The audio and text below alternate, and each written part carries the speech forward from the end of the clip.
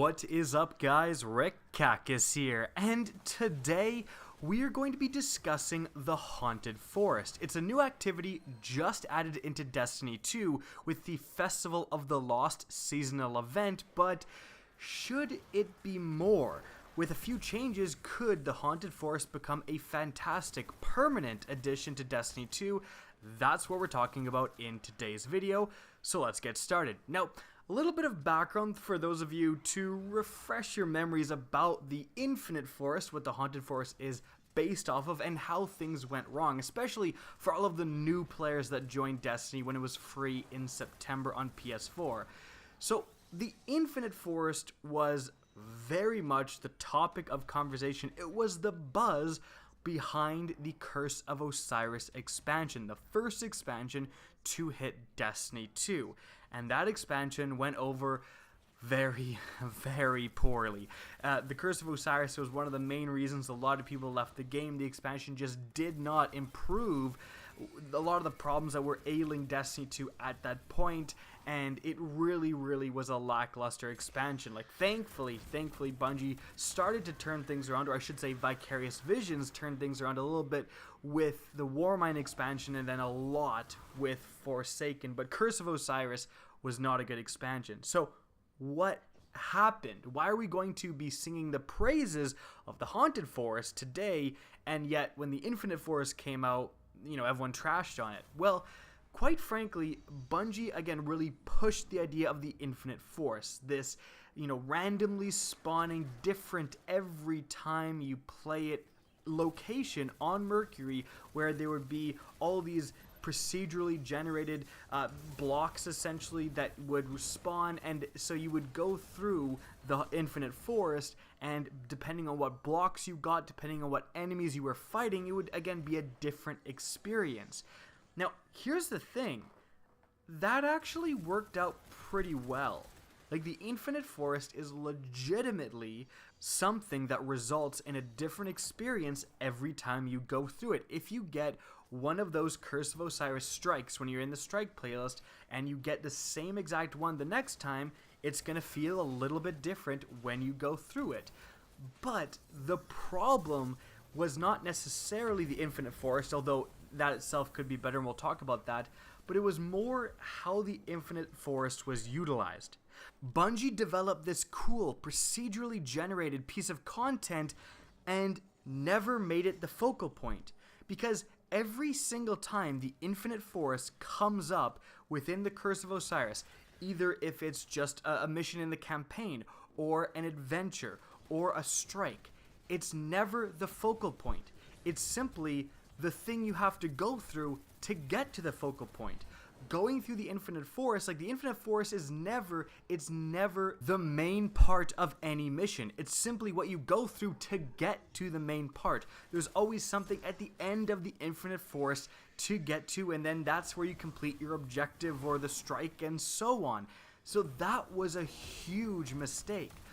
A lot of people asked right off the bat, as soon as Curse of Osiris came out, why the heck do you have this procedurally generated piece of content and it's never really utilized in a way to make the most of that? A lot of people, including myself, were saying, okay, why isn't the Infinite Forest truly infinite? I mean, it's got infinite in the name.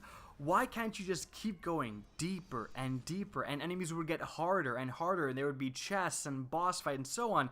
I think that's what a lot of people really envisioned when the Infinite Forest was first discussed by Bungie, but it really didn't turn out like that.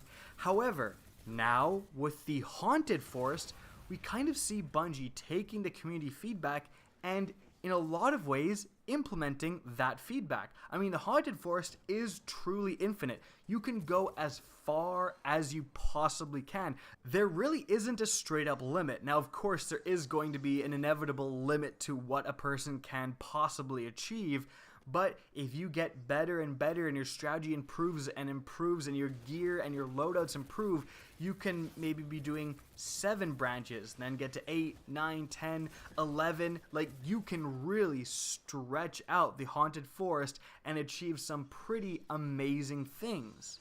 And most importantly, it accomplishes what I was talking about earlier.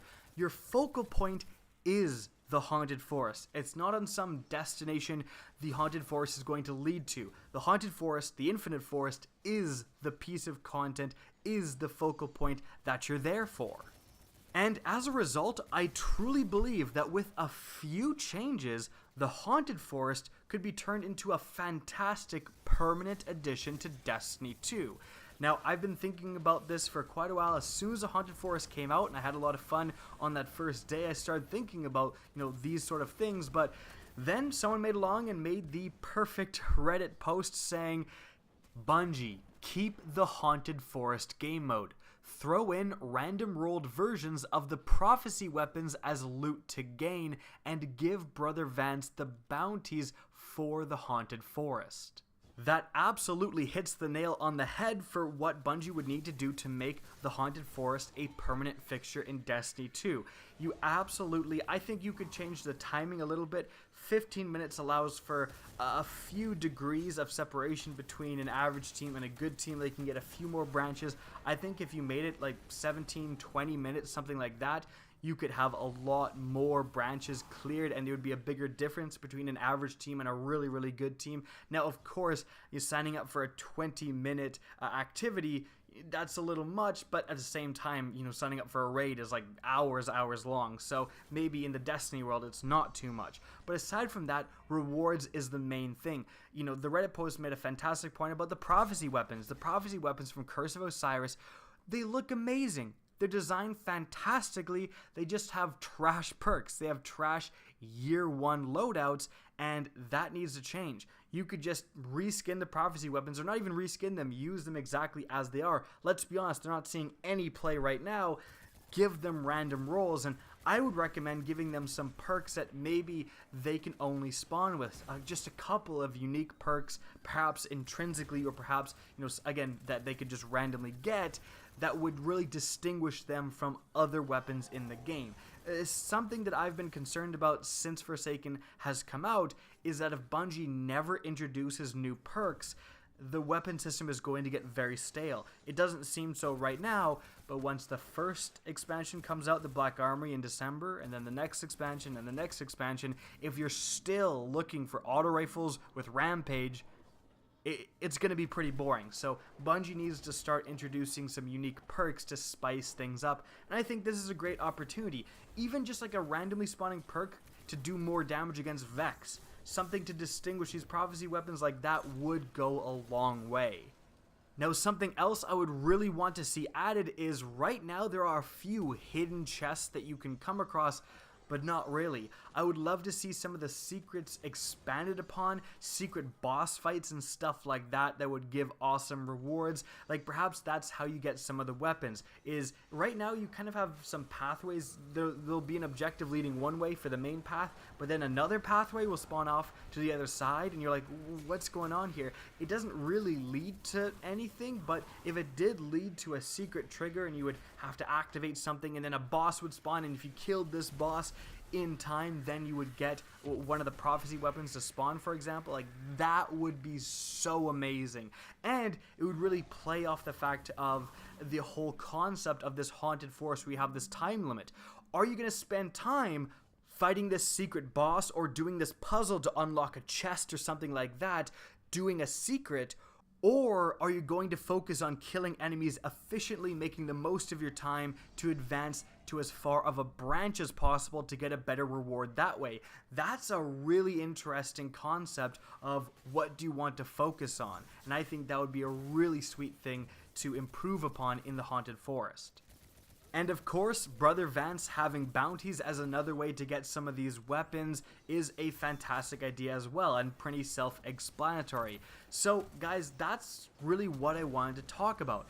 Bungie has gone back and improved one of the worst parts of the game, one of the most panned and criticized parts of Destiny 2, flipped it on its head and made it actually a pretty darn fun activity. Listen to community feedback and improve the Infinite Forest dramatically.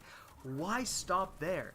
Don't stop with this just being a limited time event. That's great for now, But when this goes away, we don't want people scrambling for content. I would love to see the Haunted Forest improved upon. It's already a massively improved version of the Infinite Forest. Bungie, you're so close to making another fantastic activity. Guys, that's it for the video. Hope you enjoyed and found this informative.